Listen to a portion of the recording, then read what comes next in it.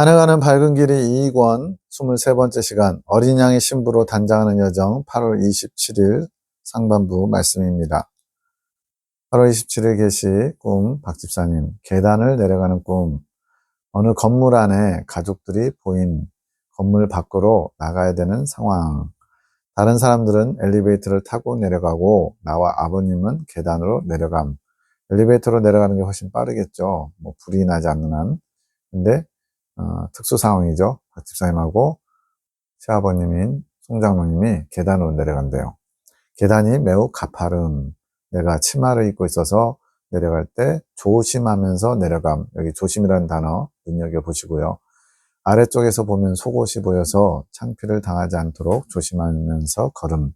아버님께 아버님 계단이 매우 가파르네요 라고 말함. 그런데 놀랍게도 아버님께서는 뛰다시피 하시면서 내려가신 달인 같죠? 이거는 이제 어떤 성장 과정이 더 높다는 개념이 아니고 뭔가 좀 관점이 다른 겁니다. 제가 하면 나올 거예요. 몸이 가벼워 보이심, 계단을 내려가는 주변이 모두 책으로 둘러싸여 있음. 책은 계시에서 좋은 곳으로 나옵니다. 주님의 뜻을 알 수 있는 거. 도서관 같기도 하고 서점 같기도 함. 책들에 둘러싸인 계단을 내려가는 것. 그래서 해리포터 뭐 영화의 그 계단 보는 것 같아요. 막 중간에 계단이 끊기는 구간이 있음. 옆벽에 합판이 놓여 있고 그 위에 책들이 놓여 있음. 그쪽으로 아버님이 조심스럽게 건너감. 아버님은 지지하는 합판이 책들로 가려져서 잘 보이지 않으시는지 조심스럽게 건너심. 이 표현은 뭐냐면 합판이 그 끊어진 다리 부분을 덮고 있는 거죠. 근데 그것이 책들에 가려져서 아버님 눈에는 안 보이는 거예요. 그래서 조심조심 떨어질까봐 조심하면서 가는 거예요. 그런데 나는 그 합판을 보고 생각보다 단단하다고 생각하면서 건넘. 1층으로 다 내려온 엘리베이터를 타고 내려온 가족들도 보임. 빠르게 내려온 사람들과 계단으로 조심조심 내려온 사람들 두 부류로 나뉘는 거죠. 사람들이 책을 보고 있음. 아버님도 진열되어 있는 책 중에 마음에 드는 책을 찾으시는 것 같음. 나는 어딘가를 가려는 목적이 있어서 그 책을 보는 데 있지 않고 먼저 그곳을 나오려고 함. 문으로 향해서 가는데 진열된 책 중에 하나의 책이 눈에 들어옴. 이 시대의 시편이라는 제목과 6.25 전쟁 시대에 어렵고 힘들었던 상황의 사진이 실린 겉표지가 보임. 안에는 시편 내용이라고 알아지는 글들이 적혀 있는데 외국어로 돼 있어요. 그러니까 시편 내용인데 외국어로 돼 있어서 볼 수는 없는 거죠. 그 글의 밑 배경에 글에 맞는 상황의 사진이 실려 있음. 그래서 뭐 이렇게 기독 서적 보면은 성경에 나오는 사건들 사파로 그려놓고 그 다음에 밑에 설명돼 있고 이런 거 있죠. 사진은 현대 시대를 나타냄. 내가 유익하게 만들었다고 생각하고 서점을 나옴. 서점을 나오니 일행으로 인지되는 여인 한 분과 같이 있음. 밤거리, 버스 정류장이 근방에 있음. 버스가 서 있는데 사람은 타고 있지만 버스에 불이 들어오지는 않음. 장면이 두 개인 거예요. 하나는 계단을 내려오는 장면, 하나는 그 건물에서 나와서 어딘가를 가려고 하다가 시편, 외국어로 쓰여진 시편, 근데 뭐 사진도 보이고 막 그러죠. 그러면서 이제 버스 정류장에 도착해서 일행이 한 명 있고 버스가 불이 안 켜진 버스, 즉 운행을 안 한 버스, 그게 지금 보이는 거예요. 사람은 타고 있대요. 내가 타야 할 버스 정류장은 그곳에서 좀 걸어가야 있음. 지금 불이 꺼진 버스는 내 버스가 아닌 거죠. 내가 일행에게 나는 다른 곳으로 걸어가겠다고 하니 여자가 자신도 그 방향이라고 하며 같이 걸어감. 내가 샌들을 신고 있는데 오래 걷기에는 불편하다 생각함. 신발은 이제 보호 도구이면서 주님의 사명을 감당하기 위해서 사역의 도구로 쓰이는 거기도 해요. 좀 불편하다는 거에 또 유념하시고요. 운동화를 왜 신지 않았나 싶음. 여자가 자신은 미술 전공을 했는데 그 전공을 살리지 않고 다른 학과로 대학에 들어갔다고 함. 어떤 분야를 전공했냐고 물으니 지우개 그림이라고 함. 이거는 이렇게 먼저 도화지 같은 데다 다 먼저 바탕을 칠해놓고 지우개 같은 걸로 지우면서 오히려 그림을 완성해가는 새로운 뭐 이렇게 아트랄까요? 그런 것 같아요. 캠퍼스의 펜으로 밑바탕을 다 색칠해 놓고 지우개로 지우면서 그림을 그리는 것이라고 알아짐. 그것이냐고 물으니 여자가 아니라고 대답함. 내가 맞는데 여자가 일부러 아니라고 말한 같이 느낌. 부정하는 거죠. 해석, 주님, 저와 아버님이 계단으로 내려가는 것은 무엇인가요? 계단으로 내려가는 것은 좋은 것이다. 여기서 내려간다는 것은 마음의 깊은 곳을 들여다보려는 것이란다. 우리가 마음이라는 게 마치 층이 있는 것처럼 겉으로 드러난 모습과 더 깊숙한 곳에 심연이라고 하죠. 깊은 마음의 연못에 깊은 곳에 들어가면 더 깊은 마음, 나도 잘 알지 못했던 거. 하나의 예가 욥기서에서 욥이 정말로 하나님 앞에 바로 살려고 엄청나게 애쓰고 늘 점검했거든요. 그런데 하나님 왜 마귀의 그 어떤 참소 그것을 받아서 두 차례나 큰 시험을 허락하셨냐면 욥 아주 깊숙한 곳에 자기의가 있었거든요. 나는 하나님께 상받아 마땅한 의로운 존재, 이런 자기의가 있었어요. 그걸 끄집어내기 위해서 그렇게 많은 환난 풍파로 뒤에 흔들었던 겁니다. 그것을 이제 나중에 욥도 발견하고 주님 앞에 내가 이제 전에는 귀로만 들었었더니 이제는 눈으로 주를 배움나이다. 그러므로 내가 제 가운데 앉아 회개하나이다. 이렇게 표현해요. 자신의 죄인됨을 주님 앞에서 발견한 거죠. 이렇게 마음 깊은 곳을 계단으로 내려가는 것으로 지금 표현하고 있어요. 엘리베이터를 타고 내려가는 것은 좀 더 빠르게 보인다. 어떤 팀은 엘리베이터 타고 빨리 내려갔죠. 그런데 그것은 자세히 보지 못하는 것이다. 계단으로 내려가면 하나하나 한 계단 내려갈 때마다 굉장히 주의 깊게 상황을 볼 수 있잖아요. 자기 마음에 무엇이 있는지. 근데 엘리베이터를 타고 내려가면 쑥 띵동 도착했습니다. 이렇게 되잖아요. 그것처럼 마음을 들여다보는 것에서는 엘리베이터 타고 내려가면 좋은 게 없을 것 같아요. 마음을 들여다볼 때는 빠르게 들여다보는 것보다 자세히 들여다보아야 한단다. 빠르게 들여다보는 사람, 즉 엘리베이터 타고 내려간 사람들은 그런 사람들도 있어요. 그러나 마음 깊은 곳을 보기 위해서 자세히 들여다보는 사람들이 있대요. 그게 계단 타고 내려오는 거죠. 자세히 들여다보는 사람은 늦더라도 변화하는 양이 많다. 당연히 시간적으로는 엘리베이터 타고 내려가는 게 훨씬 빠르죠. 그런데 늦은 것 같지만 변화하는 양이 많아요. 그럼 어떤 게 더 좋은 걸까요? 당연히 천국 들어가려면, 예수님과 연합하려면 바꿔야 될 분량이 있거든요. 기도의 분량이 있는 것처럼 우리 안에 고쳐나가야 될 분량이 있어요. 그러므로 어차피 양이 많다면 변화하는 양이 많은, 좀 늦어 보이는 것 같은 계단을 타는 게 더 좋은 거죠.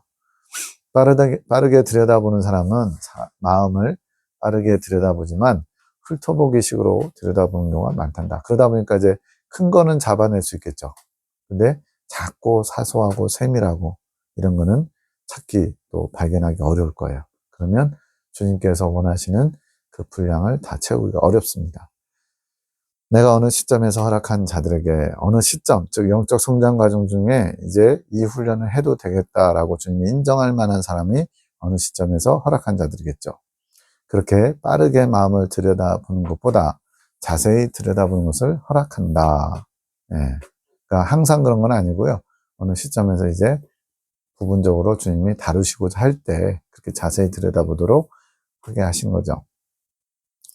너는 내 마음을 자세히 들여다보며 마음 깊숙한 곳까지 내려가는 과정이 쉽지는 않다. 계단이 가파르고 험난하지. 그리고 내가 입은 옷이 내가 마음껏 내려가는 것을 방해한다. 옷이 좀 짧아서 속옷이 드러날까 봐 조심했죠. 너의 행실에 옷이 단장되어 있지 않으면 내려가는 과정이 어려운 것이다. 행실에 옷이 단장되어 있지 않으면 마음 깊은 곳으로 내려갈 때 어려움을 겪게 된다는 거죠. 너의 경우에는 쉽게 내려가는 것을 방해하는 것은 행실의 옷이란다. 너의 경우라고 그랬으니까 이 박명희 사님 경우는 행실의 옷이 마음 깊은 곳을 들여다보는데 방해가 되고, 다른 사람들은 또 다른 모습으로 그것이 어려움이 주어진다는 거죠. 사람마다 다 다르다는 겁니다. 그 마음 깊이 들여다보는 것에 방해거리, 해방되는 것이 각자 다르다는 얘기예요. 내 시아버지가 내 눈에 성큼성큼 내려가는 것으로 보이는 것은 몸이 가볍게 보인다고 그랬죠. 그가 행실의 옷이 단장되어서 성큼성큼 내려갔다기보다는 사람 보기에는 어우 잘 내려가시네, 옷이 단장됐나? 이건 지금 아까 뭐라 그랬어요? 너의 경우는 행실의 옷이 단장되는 것 때문에 방해를 받은 거고, 그래서 막 속옷 보일까봐 막 조심했잖아요. 그의 마음이 준비되어 있어서 그렇게 내려갔단다. 어떤 마음의 준비냐면 담대하게 주님께서 명하시면 하겠습니다. 이런 자세. 그러니까 지금 박민일 사님은 뒤에 나오지만 조심성이 더 부각된 거고요. 이 시아버지인 송장로님은 주님이 하라신 것에 즉각 순종하고자 하는, 물론 그 부분에 관해서만이에요.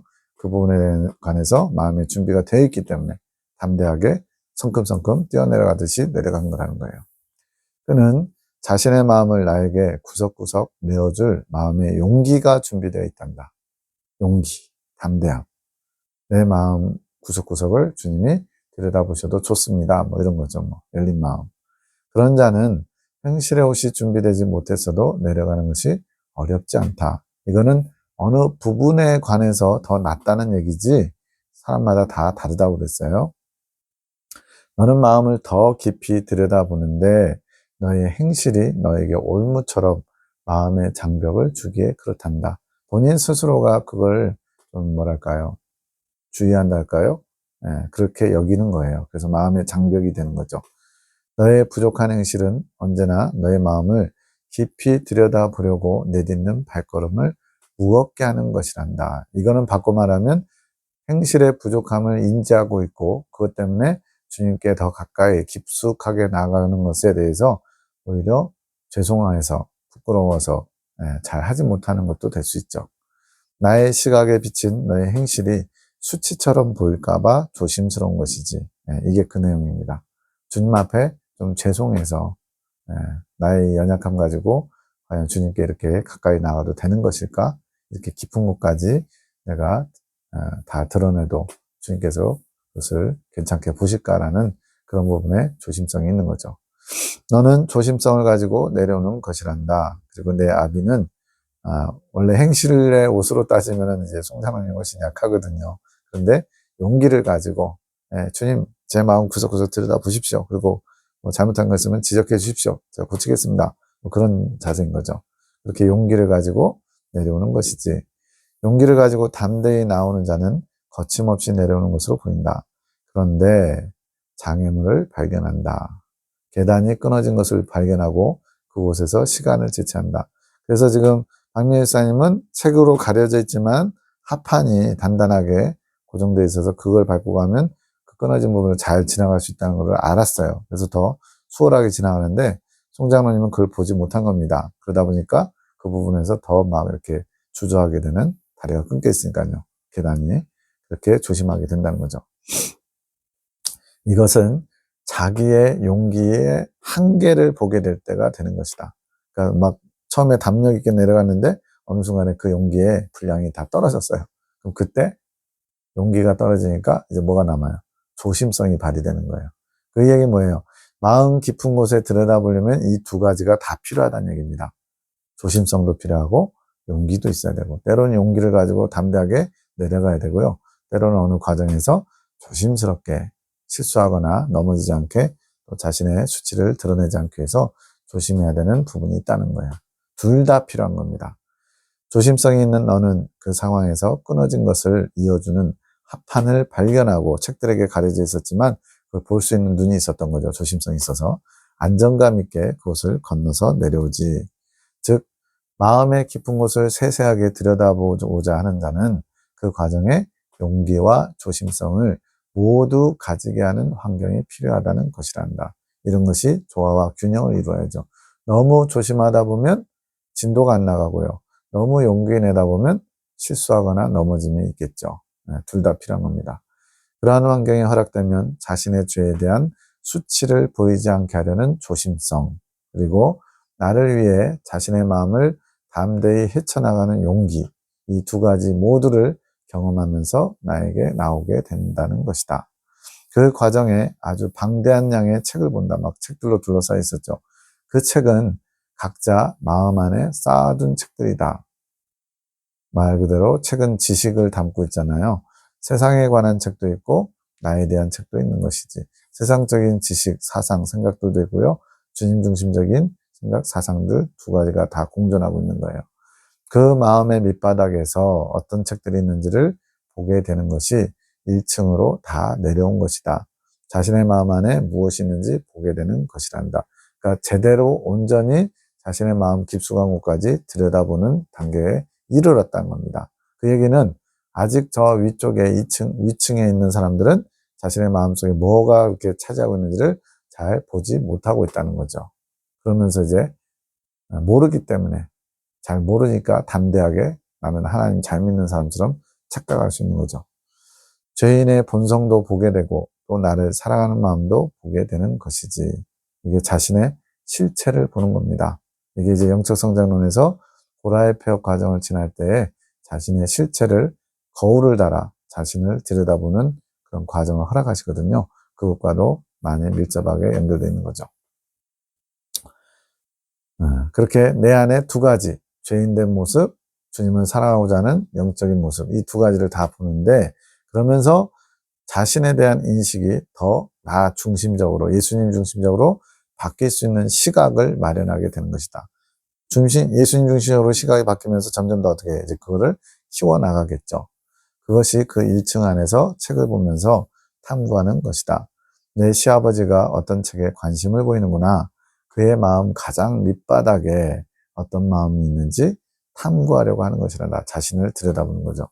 그런 과정이 있어야 사람들은 자신의 마음을 직면할 수 있다. 그 마음의 직면이 있어야 선악의 분별이 가능한 것이지. 즉 자신 안에 있는 것을 먼저 발견해야 그것에서부터 출발해서 주님이 기뻐하시는 것, 주님이 원치 않으시는 것, 선과 악을 하나님 중심으로 분별할 수 있는 시작점과 같다는 거예요. 이것도 없이 그냥 막 되는 대로 지식적으로 자신의 실체도 모르면서 그렇게 될 수는 없다는 거죠. 그리고 자신이 선에 속한 행동을 할지 악에 속한 행동을 할지에 대한 기준을 다시 세울 수 있는 거다. 새롭게 생각이, 사상이 정리되는 거죠. 그게 적어도 아론의 쌍난지팡이 이후부터가 그렇게 되어가는 거예요. 그것이 관점의 변화다. 그전에는 이제 하나님 중심인 줄 알았고 예수님 중심인 줄 알았는데 사실은 아니었던 거예요. 그걸 이제 제대로 출발선상에서부터 하나님이 기뻐하시는 선, 하나님이 싫어하시는 악, 이런 것들을 자기 기준이 아닌 주님 중심의 기준으로부터 다시 시작하는 거죠. 그 관점의 변화는 마음속 깊은 곳에 숨긴 것과 같은 자신의 마음을 분별하는 것에서부터 시작되는 것이란다. 선과 악을 분별해야 되는데 내 안에 지금 선인 줄 알았던 것이 악이었구나, 또는 악인 줄 알았던 것이 선이었구나, 이런 경우는 별로 없겠지만 어쨌든 그렇게 자신을 먼저 분별하면서부터 선악을 분별하는 게 제대로 시작된다는 거예요.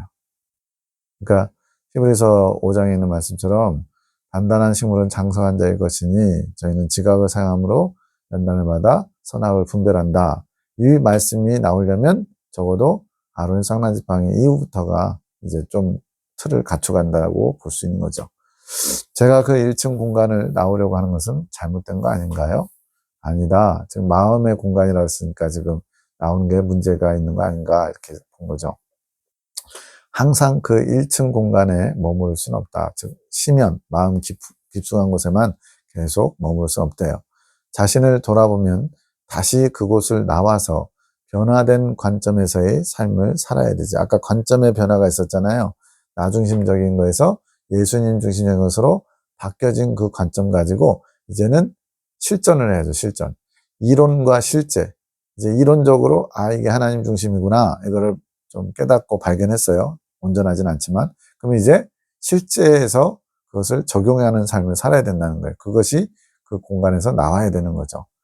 그리고 또 다른 부분을 내가 조명하기 원할 때는 다시 그 공간으로 가서 자신의 다른 마음의 책을 찾아서 탐구해야 되는 것이고, 즉 주님이 한 번에 모든 것을 한 번에 확 조명하는 게 아니고 때로는 교만성, 때로는 음란성, 때로는 나를 사랑하는 마음, 뭐 이런 것들을 다 주님이 조명해 주시는데 그때마다 자신의 실체, 자신의 마음 깊숙한 곳에 그것을 직면하는 과정이 여러 차례 반복돼야 된다는 거죠. 그걸 통해서 점점 변화가 되는 거예요. 관점의 변화, 하나님 중심으로. 그 과정이 반복되는 것이래요. 그럴 때마다 세세하게 보기 위해서 자기 마음의 계단을 밟고 내려와야 하는 것이고, 마음 깊숙한 곳으로 내려가는 과정을 또 밟아야 되죠. 내가 그 1층의 공간을 나오면서 본 것이 시편 성경을 현대적인 사파를 넣어 이해하기 쉽도록 만든 것이다. 왜 시편인지도 나와요. 그 성경이 내가 지금 마음 깊은 곳에서 보고 있는 책이다. 지금 보니까 현실적으로 박 집사님이 마음 깊은 곳에서 보고 있는 책, 그것이 시편에 해당한다고 얘기하는 거예요. 왜 시편인지는 뒤에 나옵니다. 나의 진리의 말들이 현대적인 삶에서 어떻게 펼쳐지는지 진리를 변하지 않은 상태로 보여주는 것이란다. 지금 구약 성경에 시편이 있잖아요. 구약의 성경 속에 또 신약 성경 속에 예수님의 진리의 말들이 있는데 사실은 뭐 2000년 전, 3000년 전, 4000년 전 그런 때에 살았던 분들의 삶과 신앙이 기록되어 있어요. 그것이 현대적인 삶에 적용되려면 똑같이 적용될 수는 없잖아요. 지금 이스라엘 백성들도 마찬가지 제단이 없어졌기 때문에 옛날처럼 속죄제, 번제 뭐 이런 거를 드리지 못한단 말이에요. 근데 이제 주님 오실 때가 다 되니까 이제 붉은 암송아지 해가지고 대제사장도 임명받고 뭐 이런 일들이 벌어지고 있는데 그게 없어요. 구약에서 그 제사가. 그것이 이제 예수님을 예표하는 거지만 어쨌든 그러한 주님의 진리들이 현대적인 삶에서 어떻게 펼쳐지는지 진리를 변하지 않은 상태로 보여주는 내용이 이 시편의 현대적인 사파가 기록돼서 그것을 설명하고 있는 내용이라는 거예요. 내 마음 깊은 곳에서 내가 말하고 있는 것들이 그렇게 적혀 있는 것이지. 근데 문제는 이게 아직 경험적이지 못한 거예요. 그것이 내 눈에 성경이라는 것, 즉 하나님 말씀이라는 것은 알지만 아직 내가 모르는 문자구나. 외국어로 적혀 있었죠. 시편이라는 거는 인지했어요. 근데 외국어라서 내용을 제대로 알 수는 없어요. 내가 내 마음에 적혀 있는 나의 글을 다 해석할 수는 없는 것이지. 그 부분에 대해서는 아직 깨닫는 눈이 준비되지 못한 것이다. 다만 그것의 가치만을 느끼고 있는 것이란다. 지금 내 마음에 적혀 있는 나의 글, 지금 계시들이죠. 꿈을 통한 계시든 뭐든 이걸 다 해석할 수는 없어요. 다만 그것의 가치를 알아요. 주님의 말씀, 이 말씀이 보화라는 것을 알아요. 그것을 지금 얘기하고 있는 겁니다. 근데 왜 시편인관이 마음의 고백이기 때문에 그렇다. 시편에는 그 시편 안에 기자들이 많잖아요. 다윗을 비롯해서 솔로몬도 있고 아삽도 있고 마음의 고백을 노래로 적은 것이다. 나를 노래하도록 내가 이끈 내 마음의 고백이란다. 지금 네 마음의 고백을 내가 이미 시편에 기록된 그 사람들의 마음의 고백을 노래로 적은 것처럼 지금 같이 서로 연결시키고 있어요. 내 글이 그렇단다. 너의 마음을 통해 내 글은 뭐예요? 지금 이런 꿈의 계시를 말한 건데 너의 마음을 통해 말하는 나의 노래가 그렇게 글로 적히고 있으니 시편으로 상징되는 것이다. 지금 박민영 집사님 마음 통해서 주님께서 전하고자 하는 메시지, 진리가 노래라고 지금 표현됐죠. 주님의 뜻이 그렇게 글로 적혀지고 있으니까 시편으로 상징되는 것이다. 좀 어렵긴 한데 그냥 이 부분은 너무 깊게 들어가지 마시고요. 지금 이렇게 꿈의 계시를 통해서 하나님의 뜻이 이렇게 마음의 고백, 즉 박민희 사님에 있는 주님을 향한 진리를 향한 고백들과 함께 이렇게 마치 어우러진다 할까요? 그렇게 돼가지고 이제 그것이 풀어지면 지금 이렇게 해석하고 있잖아요. 풀어지면 그것이 더 실체화돼서 구체화돼서 나타나게 되겠죠. 저도 이 부분은 정확하게 아직 많이는 모르겠어요. 다만 시편으로 표현된 정도, 그 정도만 이해가 됩니다. 제가 그 공간을 나와서 본 여인은 어떤 상징인가요? 즉 한 여인이 같이 동행하는 여인이 나왔죠. 버스 정류장으로 가는. 그 여인은 너처럼 마음 깊은 곳을 본 자다. 나름대로 많이 성장한 사람 같아요. 그런데 그것을 부정하려고 하는 자다. 미술을 전공했는데 딴 거 한다고 얘기했죠. 자신이 그림을 전공했다고 한다. 그녀가 전공한 그림은 지우개 그림이다. 즉 자신의 마음에 그려놓은 검은 배경에 칠을 지우면서 속에 이렇게 어떤 이미 뭐가 들어있는데 그걸 까맣게 덧입혔어요. 그러고 나서 지우개로 지우면서 속에 있는 것이 드러나게 하는 게 지우개 그림이에요. 그렇게 검은 배경의 칠을 지우면서 그 안에 숨겨진 나의 뜻, 나의 그림을 찾아서 그려야 하는 사람. 주님께서 그 사람에게 원하시는 모습이죠. 내가 그렇게 하도록 이끈 자였는데 그는 중간에 그것을 포기했다. 그래서 부정하는 거예요. 그 과정을 부정하고 싶은 것이란다. 그래서 너의 설명을 부정했지. 아, 당신은 지우개 그림 그런 걸 하는 사람이군요. 그랬더니 아니라고 그랬잖아요. 그것은 자신이 깊은 곳에서 본 마음을 부정하고 싶은 자란다. 보긴 봤는데 부정한다. 이것이 예수님의 뜻을 따르고 싶어 하지 않는 것이지. 그래서 자신이 지금까지 나를 알아온 과정 전부를 부인하는 자란다. 이 사람은 도대체 왜 그럴까요? 뭔가 주님의 뜻이 있고 그렇게 이끄셨는데, 그리고 나름대로 깊은 곳까지 다 들여다봤는데 어떤 계기나 상황 속에서 주님께서 이끄심을 더 이상 따르지 않고 싶어하는, 떨어져 나가는 사람, 그런 느낌인 것 같아요. 즉 자기 마음의 깊은 곳을 봤다고 하더라도 모두가 나 중심적으로 변하는 것은 아니란다. 그러니까 어느 정도 성장을 했는데 그 다음 더 깊은 곳으로 나가야 되는데 본인이 거부한 게 되는 거죠. 완고한 영혼들이 있지. 이런 사람들은 참 어리석은 사람들이고 불행한 사람들이에요. 그대로 그냥 나를 내세우지 않고 주님의 이끄심에 계속 따라갔으면 높은 천국에 가고 상급도 많이 받고 참으로 행복한 그런 신앙 여정을 갈 수 있는데, 완고해서 자기가 그것을 포기하거나 그것을 부정해 버리는 거죠. 제가 버스를 타러 가려고 하는 것은요, 내가 원하는 목적지를 향해 가는 버스를 잘 알고 있다. 버스 얘기는 참 많이 나와요. 그래서 그 버스를 타려고 가는 상징이다.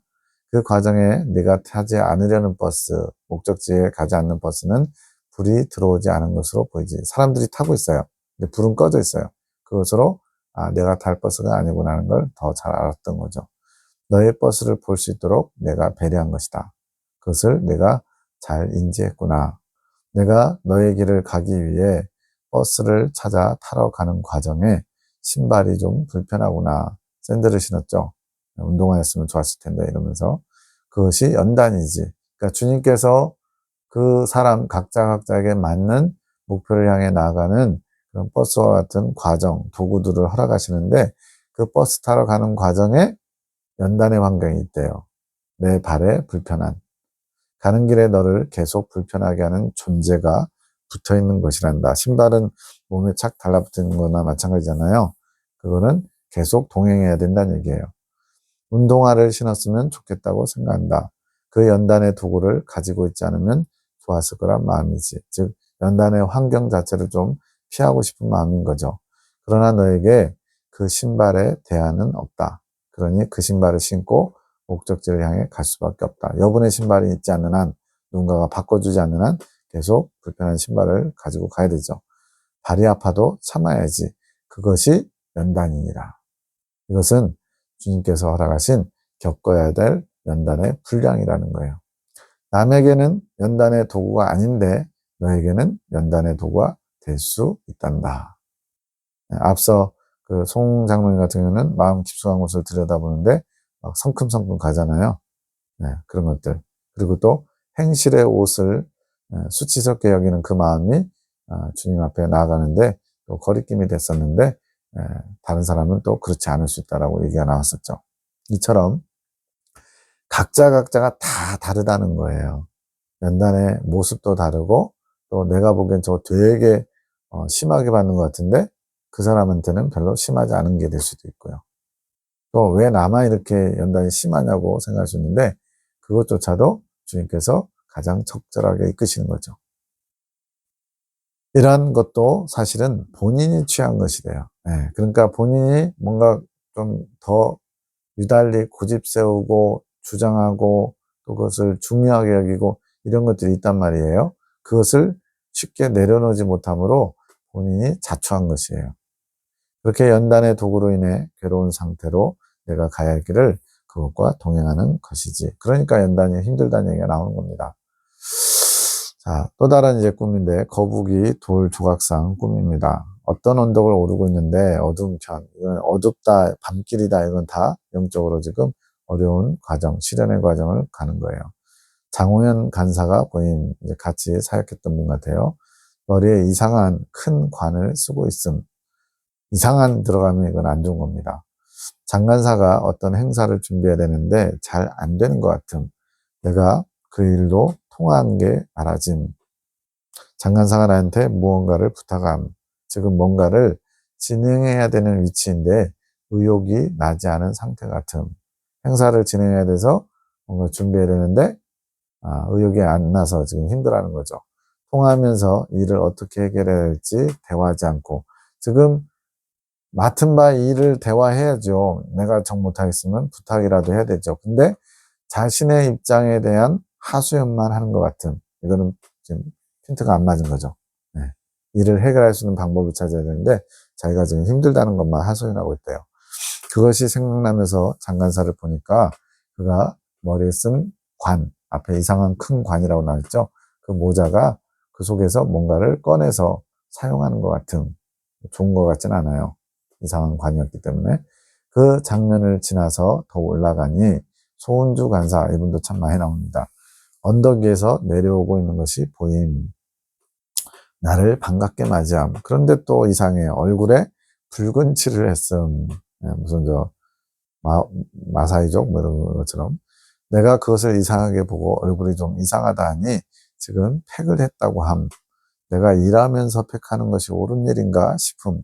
이것도 지금 뭔가 잘못된 거죠.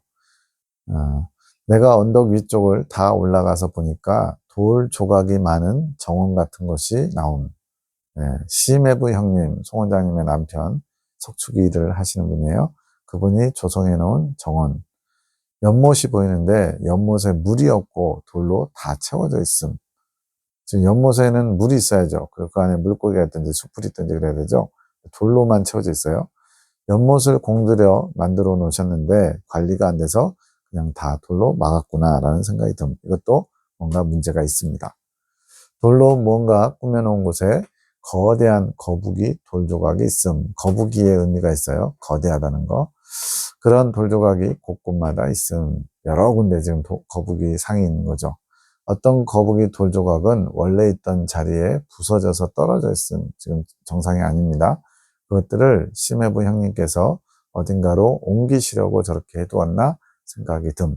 조금 난잡하고 어수선하다고 느껴짐. 안 좋은 거죠. 자, 해석입니다. 주님, 장호영 간사는 왜 나왔을까요? 본인인가요? 이제 여기서 이렇게 등장인물들은요, 어떤 성향을 가지고 있을 때 하나님이 적절하게 그에 맞는 사람을 배치하는 것 같아요, 꿈에. 그런 성향을 가진 자지, 후연이, 은주, 장호연, 소은주, 둘 다 모두 그렇게 자신만의 고집으로 사는 자들이다. 여기서 자신만의 고집이라는 건 자기 생각, 자기 사상이 강하다는 얘기예요. 네. 그런데 호연이가 자괴감에 빠졌구나. 자신이 세웠던 사상, 그 사상이 아까 이상한 큰 관이라고 했는데 이상한 모자라고 해서 표현되겠죠. 모자와 같은 큰 관을 썼어요. 그게 자신이 세운 사상인 거예요. 이상하다는 표현이 나와 있죠. 그 안에서 일해왔다. 그것이 옳다고 생각하고 그 틀 안에서 자신의 어떤 일을 해나갔던 거죠. 그런데 그것이 이제 소진되었구나. 바닥을 드러낸 거죠. 한계에 다다른 거죠. 그래서 그가 의욕이 없지. 의욕이 나지 않지. 그래서 도움의 목소리를 찾고 있는 것이다. 그것이 너에게 전화한 것이지. 그런데 전화하고서는 일을 준비해야 되니까 그것에 대해 논의해야 되는데 자신의 상태에 대해 말하면서 위로를 받고 싶어 한다. 일이 중요한 게 아니고 자기의 위로가 더 지금 필요한 사람인 거예요. 그는 지금 마음의 위로가 필요하다. 자신감이 많이 상실되었단다. 사실은 자기 고집이 강한 사람들 특징이 뭐냐면요. 자기가 옳다라고 하는 게 강해요. 그래서 다른 사람들의 말을 잘 수용을 못합니다. 그리고 아주 힘있게 밀어붙이죠. 근데 지금 그 잘못된 것이 한계에 도달한 거예요. 소진된 거예요, 힘이.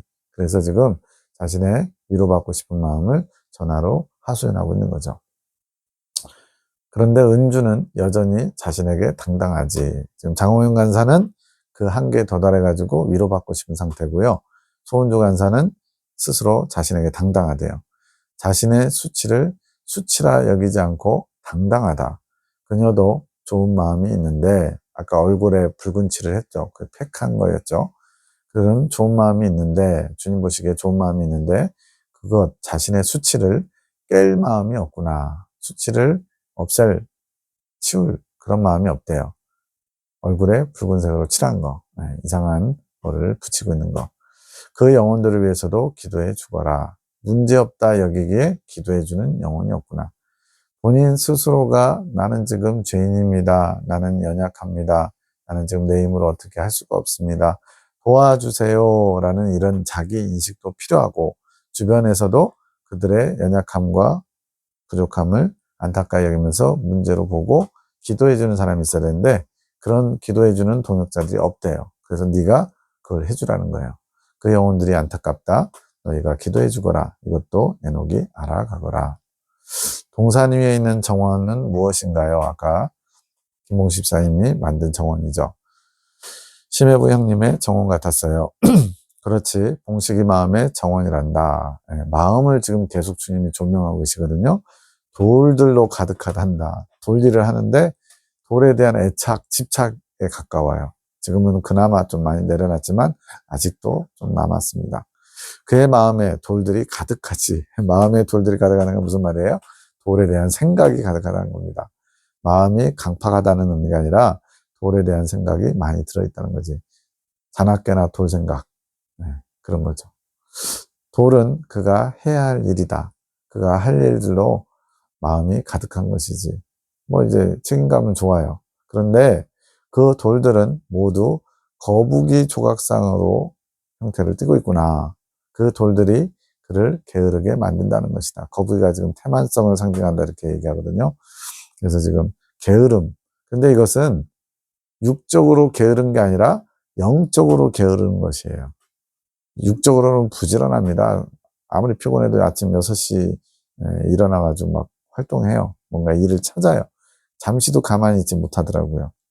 심지어는 주일에도 아침 시간에 쪼개가지고 막 정원에서 할 일을 찾아요. 제가 제발 좀 주일에만큼은 좀 하고 싶은 건 눈에 보여도 내려놓고 주일 준비, 예배 준비 하시라고 여러 차례 당부를 했거든요. 요즘은 안 하시는 것 같아요.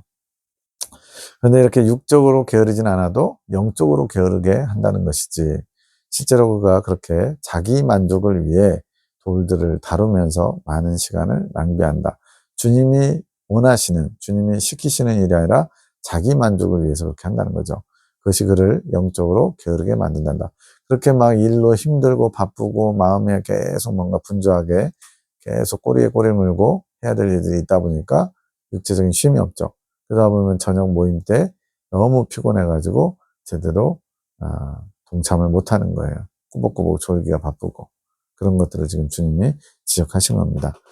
석축리를 하시니까 돌 생각을 할 수밖에 없는 거 아닌가요? 그렇지.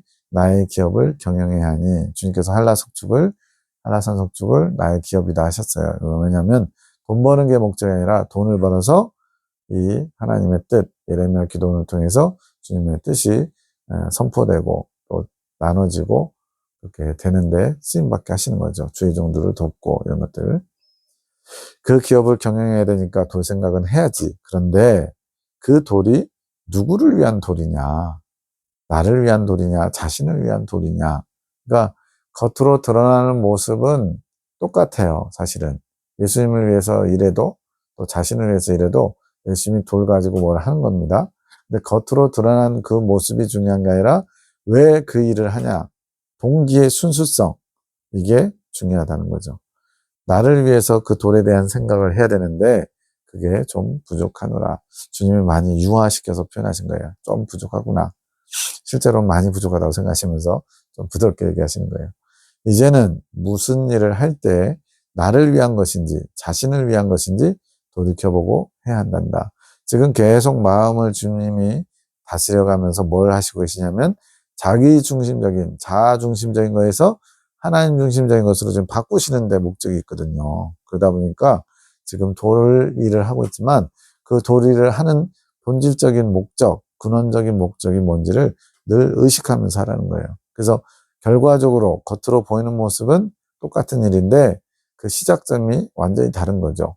자기 만족을 위한 것과 주님의 영광을 위한 것, 주님의 일을 감당하기 위한 것, 완전히 다른 겁니다. 이거는 육신의 일과 영의 일이 돼버리는 거예요. 경영주의 기업 정신이 봉식이의 기업 정신이 아닌 나의 기업 정신이 돼야지. 네가 경영주로서 한라산 석축을 잘 운영하기 원하냐? 그러면 네가 가지고 있는 기업 정신을 세우지 말고 내가 너에게 요구하는 그런 기업 정신을 가져야지. 더 정직하고 더 세심하고 더 사랑을 베풀며 해야 한다. 제가 볼 때는 이제 같이 일하시는 직원에 해당하시는 분들, 그분들을 더 배려하길 원하시는 거예요. 이것은 어렵다. 그러나 그가 성장할 수 있는 방법이 되기도 하노라. 왜냐하면 주 계시, 보충 계시, 계시 사역자들은 주님의 말씀을 받아서 요리해서 양식을 나눠주는 자예요. 그럼 그 양식을 받은 사람들 그걸 먹고 소화시키고 배설해서 행실로 그 양식을 먹은 것을 보여줘야 되는 사람들인 거예요. 그 중에 한 분이 바로 김봉식 집사님입니다. 그래서 그분이 성장하는 비결은 뭐냐? 받아 먹은 양식을 가지고 변화된 모습으로 하나님의 뜻을 이루어야 되는 거예요. 그게 성장할 수 있는 비결이라는 거죠. 그가 정원을 좀 더 아름답게 가꾸기 바라노라. 주님께서 주님이 보시는 기준의 아름다움을 갖추기 원하는 거죠. 마음의 정원이라고 그랬잖아요. 거북이 조각상은 다 갖다 버리고 지금 그거 한 개만 있어도 거슬리판인데 온통 다 거북이 조각상이에요. 본인이 만든 거. 아름다운 것들로 단장해 하노라. 그의 마음에 자신의 성공 수단이었던 돌들에 대한 마음도 다 버려야 하노라. 그러니까 이 김홍식 집사님에게는 돌이 나를 성공하게 하는 도구로 인식되어 있는 거죠. 그런 마음 자세를 버리라는 거예요. 그리고 돌이 너의 중심이 아니라 내가 너의 중심이 돼야지. 그러니까 말 그대로 주님이 중심에 계신 게 아니고 돌림이 중심에 있는 거예요. 네. 이런 주님의 자리를 대신하는 것은 우상입니다. 우상. 그것이 우상 숭배가 되죠. 돌은 나를 드러내는 수단이다. 돌이 목적이 되면 안 된다. 근데 너도 모르게 돌을 지금 목적처럼 삼고 있구나. 이 얘기죠. 이 마음을 가져야 내가 일을 하는데 지혜가 나타날 것이다. 돌을 수단으로만 보면 지금까지 해오던 여러 가지 관례들이 많이 바뀌게 될 거라는 거죠. 일에 대한 지혜를 취할 수 있는 자세가 되는 것이지. 봉시가 내 마음의 돌을 이제는 나 중심적인 돌로 다 바꿔라. 돌을 버리라는 거 아니죠. 네 마음에 지금 채워진 거북이상과 같은 돌들을 이제는 예수님 중심적인 돌, 수단으로서만 돌을 보고 언제나 주님을 의식하며 주님께서 뭘 원하시는지를 늘 염두에 두라는 거예요. 꿈에서 돌은 내가 집착했던 내 고집 같은 사상이다. 지금 계속 앞에서 중재기도에는 뭐가 나왔어요? 고집을 꺾어서라도 강성시켜서 이런 것들을 꺾어주십시오. 요청하고 있거든요. 석축 일에 관한 너의 고집 같은 사상 이런 것들을 내가 바꿔주기 원한다. 그래야 너는 지혜로운 아들로서 다른 이들에게 본이 되는 경영주가 될 것이니라. 이제는 말씀을 먹은 자로서 양식을 먹은 자로서 삶으로 행실로 드러내야 된다는 거예요. 주님을. 너를 보며 사람들이 나를 볼 수 있도록 해야 하지 않겠느냐? 주님이 원하시는 거예요. 너 또한 또 하나의 작은 예수처럼, 이거는 이제 송영길 사님에게 말씀하신 건데, 너도 나의 작은 예수가 돼야 되지 않겠느냐? 이거죠. 한라산 석축하면 주님의 기업이라고 사람들이 다 느낄 수 있도록 네가 이제는 모든 것을 다시 시작해야 된다. 지금 그동안 본인이 쌓았던 업적, 공이라고 생각했던 것들을 다 무너뜨리고 다시 주님 중심으로 새롭게 시작을 하는 거예요. 내가 그것을 기뻐하고 내 뜻을 이룰 것이니라. 든든한 내 아들을 내가 축복하고 이끌 것이니라.